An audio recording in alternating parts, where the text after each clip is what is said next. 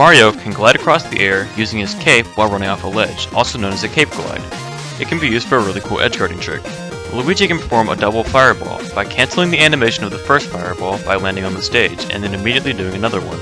This sends out 2 fireballs much quicker. Peach can use turn-ups out of shield by pressing the grab button. This allows you to get out of shield pressure from behind. As Bowser, you can cancel your up tilt by edge cancelling. To do this, you use up tilt while going off a ledge. This makes it much easier to convert off since it cancels all of the normal end lag. Also, for a bonus tip, Bowser's taunt does damage and has a win box. Yoshi's double jump is pretty unique since it can actually be double jump cancelled. If you do an aerial while starting your double jump, you actually don't rise in recovery, instead you start falling. However, if you hold the attack button while doing an aerial, you actually rise while attacking, known as a rising aerial. If you're trying to recover as Wario from pretty down low, you can use your walk to get a little bit more vertical recovery. This only works when the waft's charged up a decent amount though. Donkey Kong's up B normally puts you into freefall, but if you do it on stage, it won't put you into freefall, allowing you to go off stage with it and still recover. As Link, you can throw a bomb up and hit that bomb with your arrow to create a bomb arrow. It's a really neat trick that you can surprise your opponent with, and it looks pretty flashy. When recovering as Zelda, you can trick your opponent by holding both left and right with your up B to stay in place. With Sheik, you can do a sliding off needle by holding both left and right and running off a ledge while doing needles. It's really situational, but has its uses.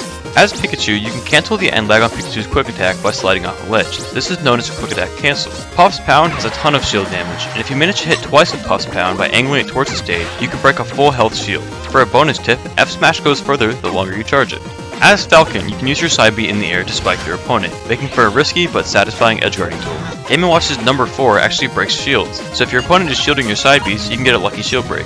Isaac's down tilt has a lasting hitbox, and even if you're interrupted, the hitbox will still stay out and you can catch your opponent off guard. Chibi has a fairly unknown ability that it can actually angle his grabs. You can do a normal grab, a downward grab, and an upward grab. Although it's not terribly useful, it can still surprise your opponent.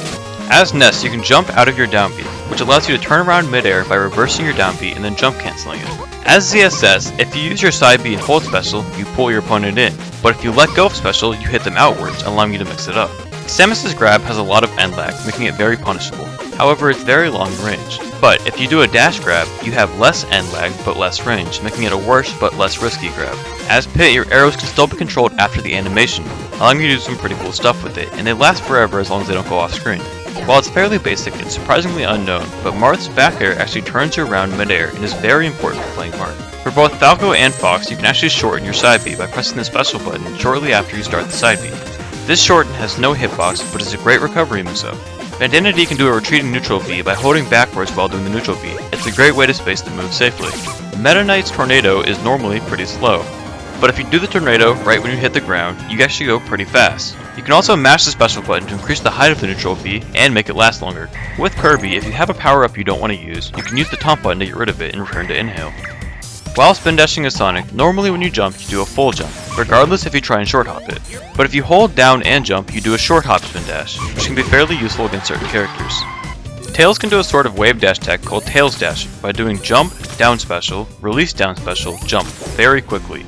It takes practice and precise timing, but it's incredibly useful. Black Mage's neutral B can be charged by holding the button, and if you press shield right before you fully charge it, you can actually keep the charged up neutral B, and the next time you use it, it'll be the charged neutral B. You can cancel Sora's flow motion into the ground to do a flow dash, which is a great movement option for Sora. Mega Man's side B can go through walls and catch your opponent off guard.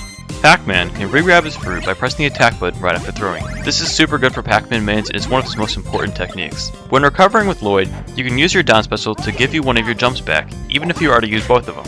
If you have 5 P-bombs together as Bomberman, you can instantly break a full health shield by blowing them up. Ichigo can perform a wave dash-like movement by doing his forward air right when you hit the ground. As Naruto, you can do an aerial down special on the ground if you're near the edge of a platform or the edge of the stage. Luffy can combo his aerial neutral B into up B off stage for a cool kill setup. As Goku, you can actually get Kaioken off your own side B if you time it incredibly well. It's very hard to do, but incredibly useful. As Sandbag, your neutral B only spawns items if you have the actual items turned on, not just the spawn rates. So if you want to have items for Sandbag but not spawning, just keep the items on and the spawn rate to none. That about wraps it up. I hope you guys enjoyed this video. I know some tips are more useful than others, but I try to get the most useful tips I can get. If you have any other cool secrets or tips, put them in the comments below. Anyways, thanks for watching.